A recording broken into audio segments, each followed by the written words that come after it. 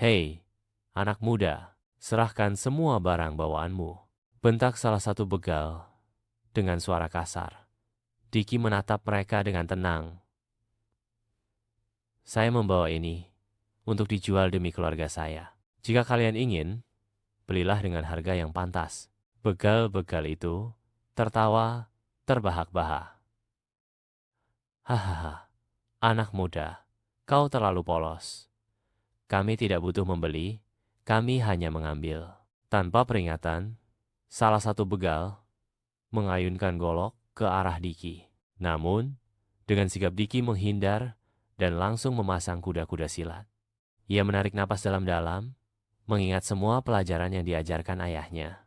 Pertarungan pun dimulai. Dengan gerakan cepat, Diki menangkis serangan dan membalas dengan tendangan kuat yang membuat salah satu begal terjatuh. Dua begal lainnya mencoba menyerang bersamaan, tapi Diki menggunakan jurus harimau menyergap, menghindar ke samping, dan memukul salah satu